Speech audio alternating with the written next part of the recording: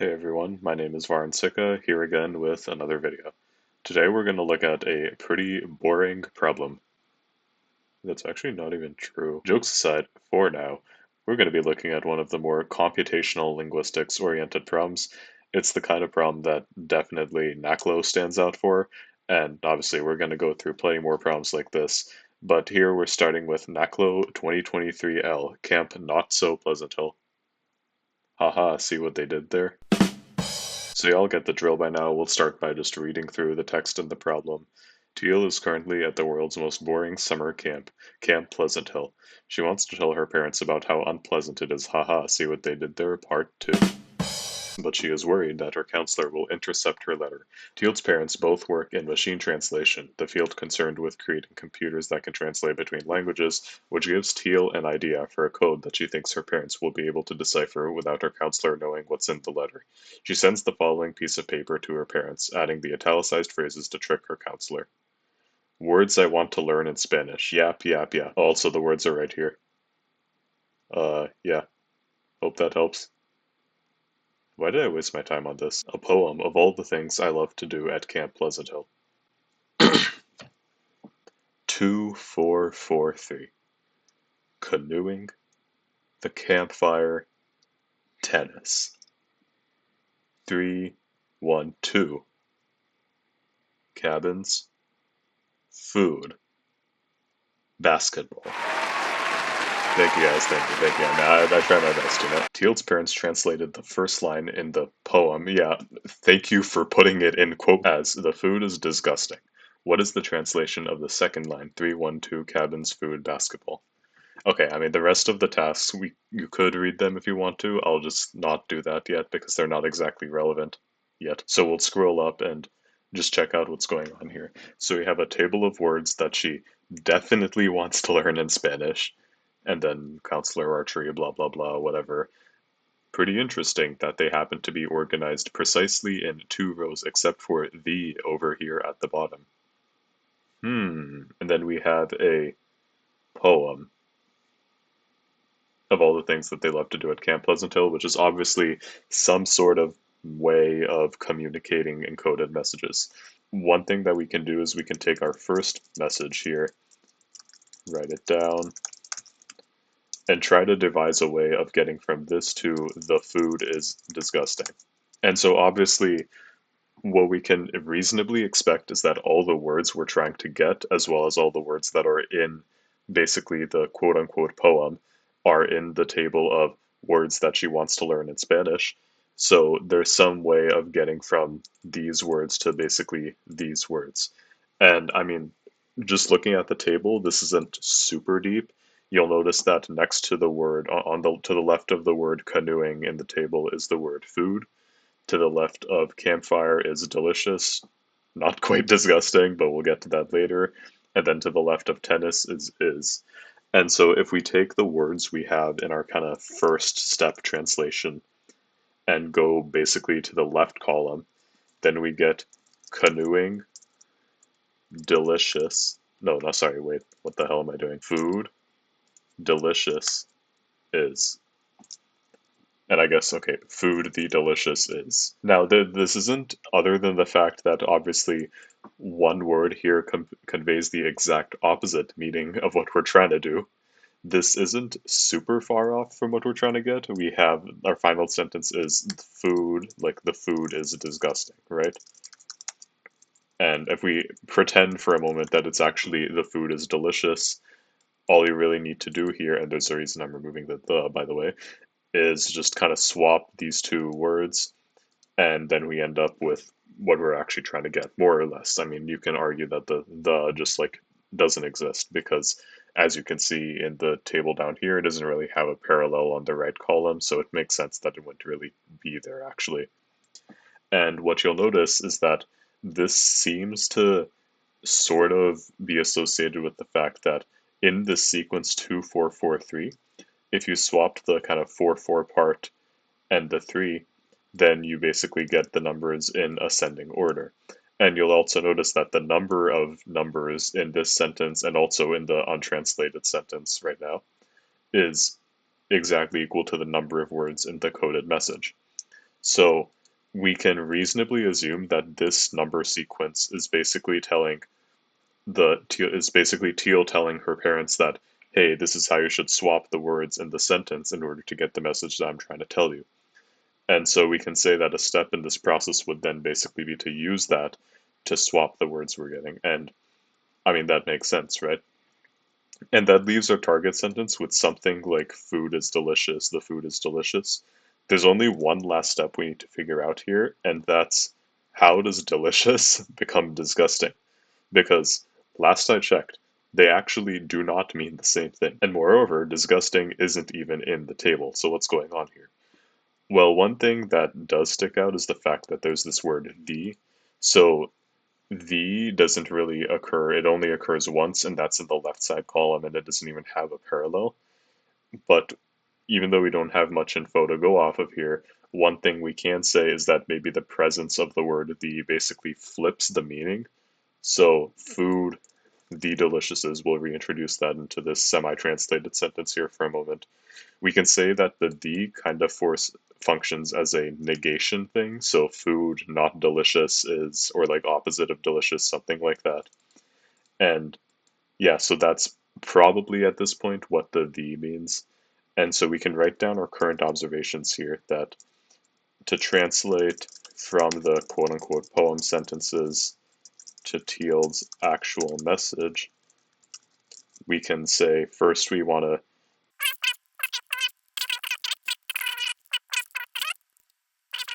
and this isn't super well phrased, but it's basically saying that when translating this, we can say, okay, first word in our translation is going to be the one with the lowest number here, that's canoeing. And then we go for the next number after that, so 3, so tennis. And then we do the last number, so that's the campfire, and that's basically how we rearrange our numbers here. And then after that, convert each word. So then convert each word to the word in the column on the left. Then the word the functions as a negative thing, flipping the meaning of the word it's assigned to. So pretty straightforward, and that basically is all we need to do, right? And so applying that same process to 312 for task L1. So 312 cabins, food, basketball. So what we'll do is 312. So our lowest number is the one in the middle. So we'll start with food. Then next is going to be 2, which is at the end of the word, so basketball. And then cabins is our last one. So we've started by rearranging. And I'll put little arrows there to show the kind of stepwise nature of this. Next, we translate these. So if we look at our table, to the left of food is take, to the left of basketball is me, and to the left of cabins is home. So our final message, pretty simple, it's take me home. We'll put that in quotes as kind of our final message. And with that, we're actually done with the problem. So yeah, thank you guys so much. I'll see you guys next time. Be sure to like and sub. So moving on to the next part of a problem, going down to the second page. Oh no, there's an actual language here. Anyway, reading task L2 real quick. Teal sends her parents some more coded message. The table below shows these coded messages with their translations, but some parts of the messages are missing. Fill in the blanks. Okay, so this isn't too crazy. We basically just do the process we did, but in reverse order, right? So instead of converting each word to the word in the column of the left, we're going to take the ones in our translations and go to the right, and then after that rearrange them based on kind of the order that we're looking for, right? And that order, again, fortunately, they were kind enough to give us that order. Obviously, this problem would not exactly be solvable in one way without it. So we'll start with our first sentence. My counselor is me. And so again, going up to our table here, replace my with postcards, counselor replaced with archery, is replaced with tennis, mean. Well, actually, this could very well be another instance of the whole negation thing because they don't have the word mean anywhere on the left side of the table, but they do have the word kind, which corresponds to lake.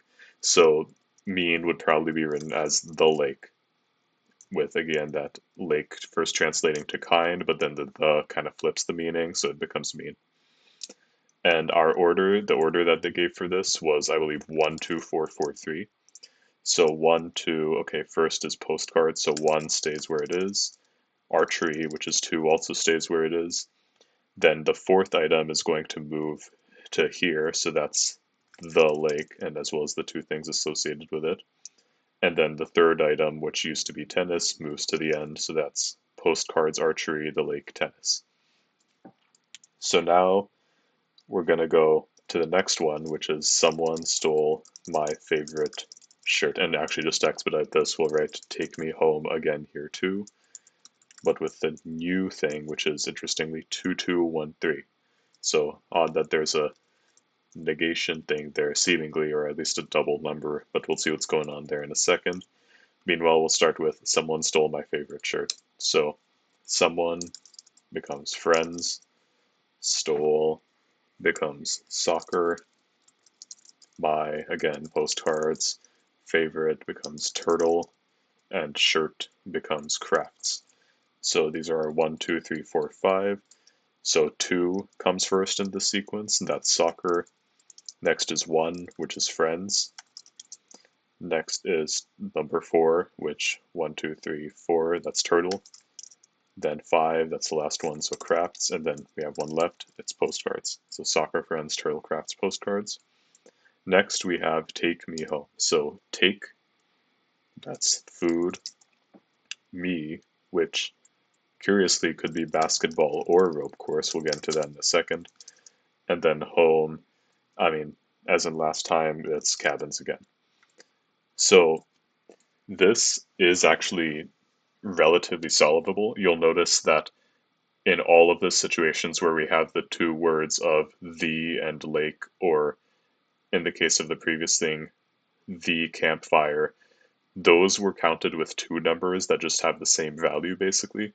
So seemingly here, you also have two values, right? That might at first indicate that we're doing some negation stuff here too, but then, I mean, there isn't really, you can't exactly, there's no opposite to me, right? Like, what would the opposite of the word me be? That's right, there is none. What it's possible it's indicating here instead is that there just happen to be basically two words in the same kind of index of the message, which checks out if the translation for me that she's using here was actually rope course and not basketball.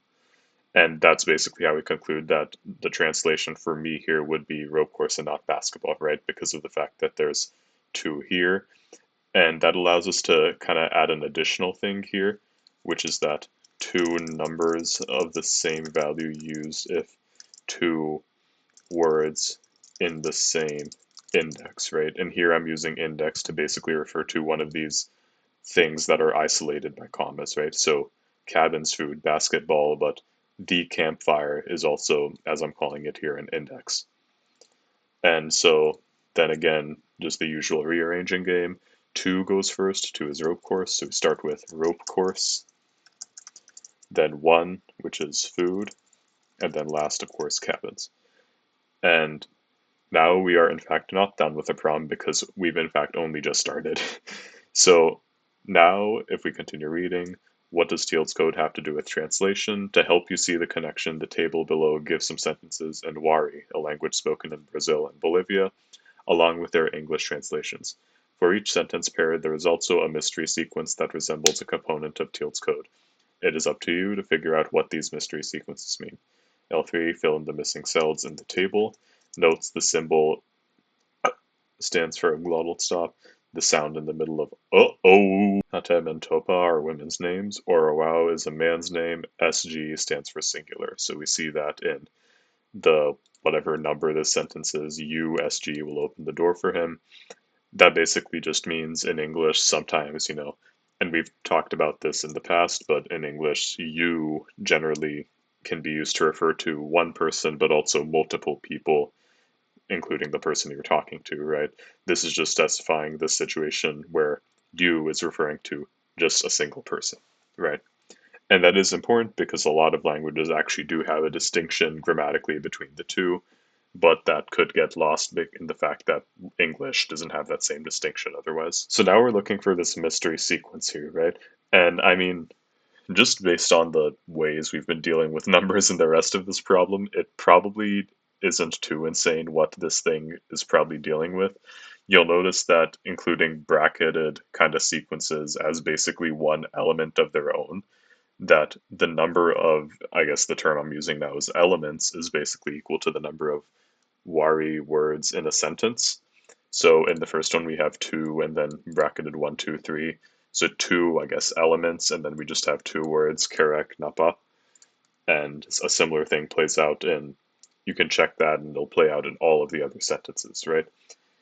And ostensibly, these are corresponding to basically other words in the English sentences that they translate to. And I'm not going to say they translate directly to words here because seemingly it would be better to translate that they reinforce kind of multiple aspects of the words in English, right? So, for example, in the first sentence, Kerek Napa, if our hypothesis is correct, what this mystery sequence is doing is the Kerek basically refers to some info specifically about the saw, but then the Napa encodes info about all three words somehow in the sentence, including the word saw, which seemingly has already been encoded here. So what's going on there, right? And we can come up with a few conclusions about Wari word order. One is that seemingly in every Wari sentence, the verb comes first, right? So to is basically corresponding to the English word saw, and then in the second sentence it corresponds to made. Here it corresponds to see again, and then cooked, and then saw, and then ate. Walked around in the case of this sentence, and then saw again, and you get the idea, right? That just keeps happening. So every Wari sentence, therefore, starts with a verb. So we can write that down. Another thing we can probably conclude is that this second word that seems to be omnipotent and encoding information about literally everything at the same time, it's more likely that it's just encoding info about, well, probably in this case, the subject, the object, and some info about the verb. If I had to guess, that info about the verb itself in English is tense. So we can call it, and usually when languages have something like these, it's called an auxiliary. So we'll refer to it as an auxiliary. Comes second immediately after the verb. And we'll say that it encodes information about subject, object, and verb tense. Now would be a good time to apply the usual kind of tricks we use on morphology and syntax problems and basically look at what are we looking for, right? Because basically now this is kind of starting to turn into a more traditional kind of morphology linguistics problem. And if we look through the English sentences here, again, we've identified subject, object, verb, tense. We have all the names that they mentioned earlier. Maybe that's relevant. So we can write down some observations here. Verbs have marking for tense, object, and subject. All sentences have a subject and object. And if we look further, another thing we see, especially with this sentence and this sentence, and also kind of, although it's less explicit and written in a somewhat different way, as well as here and here, is that there is basically also an indirect object. So we have for him, for her children, Hatem is being given the fish, not quite written in that way. Uh, I am being given the dress, I guess, similar indirect object style, and then to the man, right? So typically, when languages do mark subject and object in the way that at least Wari seems to be doing it, they obviously don't give that much info. Usually, they'll just say something about the person and maybe the number of the object, or maybe not even the person, or just one of those, maybe something else entirely. And they won't give specific info about what the object actually is, so you'll need to write the noun for the subject and object elsewhere in the sentence. So obviously, we have plenty of nouns like bows and hatem and jaguars and fish that are probably not being encoded in the verb, so we need to see how those are being written too. And so in the second sentence, we have kep, inain, temem. So, and I mean, the mystery sequence, which isn't so much of a mystery anymore, straight up tells us how it works here. but temem corresponds to the fourth word in the English sentence, which is bow, right? So obviously they're putting the object after the verb. They have to. They can't put it before the verb because the verb comes first. And if we look at a sentence that has a kind of specific subject, we look at this one, Jaguar walked around the house. The one kind of word corresponding to Jaguar here is, well, Jaguar has the second position in the sentence, and we have to here at the very end. So Copacao is probably the word for Jaguar. And again, notice that it's actually coming after Shirim, which seemingly is the word, according to the mystery sequence, for house. That means the subject actually comes after the object. And so in our kind of simple linguistic E terminology, we can write that the word order in Wari is VOS. And obviously we can confirm that with other things like Orowao will give me address. Okay, Orowao comes at the very end. That makes sense. So now that we've basically figured out the word order, figuring out vocabulary correspondences shouldn't be super hard. We can basically just compare it with like where we expect words to be and compare it against the mystery sequence in this case too, because they straight up give us that. The one thing that we do need to spend a bit of time figuring out now is how the auxiliary works and also how the kind of indirect objects are marked if they are marked at all. Starting with the indirect objects, because that's kind of easier. In particular, one thing I notice is that all of them have this word me here. So we have me in all five of these sentences that we've established have that. None of the others have that. And seemingly, according to this same thing here, me in this case just means give, at least according to these three sentences. But then here it's assigning it to the same meaning as pa and hook, and therefore it means open and cook. But hook, we've already established on its own from this sentence, also means cook. So what could be going on here is that me is actually just a normal verb that means like give, but then for verbs other than give, when you want to specify an indirect object, you add it after the main verb anyway, and that allows you to do that. So now this leaves us with one kind of large thing to do, and that's figure out how the auxiliaries work. Keep in mind we've established that they most likely encode info about subject, object, and tense. Before I go further, however, one thing I will say, notice how in all of the sentences with the indirect object, seemingly the auxiliary switches from encoding info about subject, tense, and object to subject, tense, and indirect object, right? And we look at this sentence here, we see that the inon auxiliary encodes info about 1, 2, and 7, right? So that's I and gave, okay, subject tense. But instead of the fish, which is the direct object, which is at 4, we see it referring to 7, which is man, which to the man, that's the indirect object. And the same pattern plays out in this sentence here. 1, 2, 4. 4 is me, which in this case is the indirect object. 1, 2, 3, hatem is the indirect object, and you get the idea, right? And for the sentences that do have an indirect object, we can also specify the word order that it switches to when there's a subject, object, and indirect object after the verb. So if we look at this sentence right here, we have, okay, so we have the verb first and then the auxiliary after, obviously, but then we have fish. So 3, 3, obviously, con huam is probably fish. And then, so that's the direct object. And then after that, we have humashikam, which is for her children or something like that, her children, and then that's the indirect object. So we can establish that the indirect object comes after the verb. This is actually the most we can figure out about its placement because the one time, sure, it could very well be after the subject, but the one time that the subject is specified in a sentence with an indirect object, the indirect object is itself not specified. So we don't really see it in the Wari sentence, and therefore we don't know where it is. So now since there is a lot going on with the auxiliaries, what would be best at this stage is to go with the usual strategy of just writing them all down and seeing the general patterns we see, right? So let's kind of exhaustively write them real quick. Oh wow, isn't it crazy how I typed that so fast? Wow, I must be really fast at typing. I totally didn't just cut to the moment after I finished typing all that. I would never do that. I am an honest and good person. So one thing that you might notice here is that each of these auxiliaries seems to have two kind of elements that recur kind of independently of each other, right?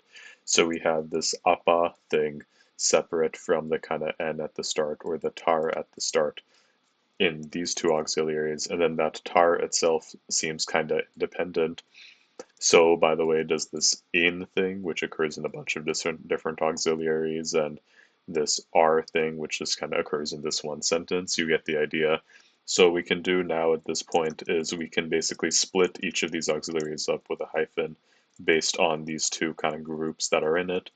And once I'm done with this, using a mere 1% of my typing speed abilities, we can sort them based on what goes where and then try to figure out what means what.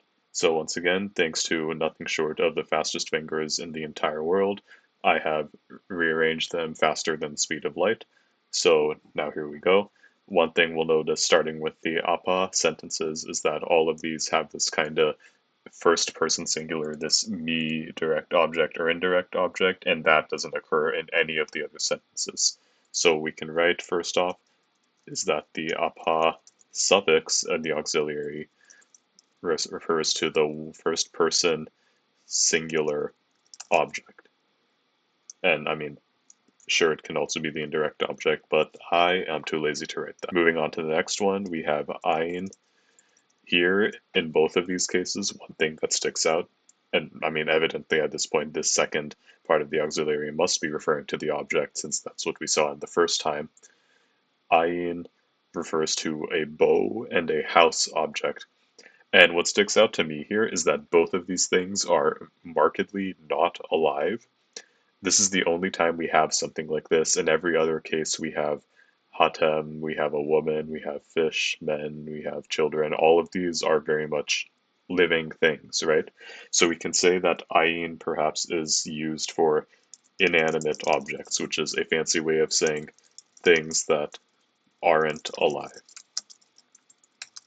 And once again, just to clarify, I've been using like not even 1% of my full typing capabilities all along. I just use it to speed up the video. Definitely not lying here. I would never do that. The next thing we have here going on is So one thing that you could say here is that Hatem woman. Okay, based on the thing we had before that all of the things were inanimate, maybe these are all animate. But in this on section that we have here, we have fish, we have man, we have children, all of which, of course, are alive. So that can't be what this is referring to, though. What you will notice is that in L3, in the description, it said Hatem is a woman's name, and then we have Hatem twice, and then we have woman. So this suffix probably refers specifically to women. And so the last one we have left is on, and then this kind of weird elusive one, onon, which is just the same thing twice, although it's not too difficult to figure out what's going on there. This seemingly is just every other, basically everything else, right? So every other third person object that is alive. So fish, man, and then just for him. And that is also not a woman, right? So non woman, animate, so alive, third person singular objects. And then onon, the one time we see that, is also the one time that our, in this case, indirect object is actually plural, so multiple people. So we can say that it's onon if plural. And with that, we've basically figured out how the second part of the auxiliary works. Now, I will rearrange this again using my lightning fast typing skills to figure out how the first part works. So anyway, we'll start by looking at the first one, and that's tar, right? So obviously the second one only encoded basically info about the object. Somehow the first part has to encode info about tense as well as the subject all at once. So we'll start off with tar here. What we'll notice is that both of these are future sentences, but also both of these have male third person singular subjects, right? So Orwell, we recall from the description at the start, is a man's name. And then he, again, he is in fact the male third person singular pronoun in English. So we can say that it's man third person singular subject plus future tense. Now, it could very well be that actually the level of specifying man here is not actually necessary, but we'll put it there for now just because it exists, and we'll see how it goes. Next is in, and we'll see in this case, similarly, all of the subjects are first person singular, and all of them use past tense. And then when that becomes n, we have all past tense. We have he, jaguar, he, and she. So this time we notice that we have he, and we also have she, and then we also have jaguars. So basically, there is no specific gender or animacy, or, well, there could be animacy, but as far as we know, that's not there. There's no at least specific gender kind of thing going on with the first part of the auxiliary, so we can just say third person singular subject plus past tense. We can assume that the tar auxiliary follows a similar pattern, although we can put it in parentheses and keep it in mind just in case it does become relevant. And then the last one, are. This is just the case where we have a second person singular subject and future tense. And with that, pretty simple. We've basically figured out the entire language. So now we just need to go ahead and translate. So let's start off with A. So we have mi ram kon huam hatem. So the mystery sequence basically tells us what corresponds to what. So mi, on one hand, we've seen it used to specify an indirect object, but here we see it used on its own without a verb before it, so that means it in the sense give. And then breaking down the auxiliary, we have are basically means the first person singular, but then also refers to the future tense. So we'll say you singular will give. And then this also indicates kind of what our, because it's the verb give, what our indirect object will be. And since we have the auxiliary, this is going to be a woman. This does check out with the fact that we have hatem in here. Hatem, if you recall, is a woman's name. So this will probably be something like you, blah, blah, blah, give something to hatem. Kon huam is going to be our direct object if we compare that with basically everything else, including the sentence literally right above it. We'll see that 3-3 kon huam, what's in position 3? Okay, fish, so kon huam means fish. So you will give, I guess, the fish to hatem. Notice how I organized it here, because basically this thing was saying that kon huam should be the fifth word in the resulting English sentence. So instead of saying you will give hatem the fish, which would violate the order that this mystery sequence is basically subtly asking us to do, I put you will give the fish to hatem because that puts fish in position number 5 in this sentence, and as it's asking, puts hatem in number 7. So now we can do the similar thing with sentence B, miram kon huam topa. And then miram, we remember, is you singular will give to a woman, in this case topa. But recall what I just mentioned about the subtle thing that the mystery sequence is asking us to do with regards to the ordering of the English sentence, right? So this time, kon huam is being assigned the number 6, and topa is being assigned the number 4, which basically means that now it wants the fish to go after topa and topa to come first, which means that instead of the fish to topa, similarly to what we did in sentence A, now we would actually write topa the fish. You will give topa the fish. And that's a very subtle thing. If you did not do that, that would actually cause problems with regards to the grade you get in the problem. So just keep that in mind. Lastly, now we're actually translating from English. So we have topa made hatem a dress.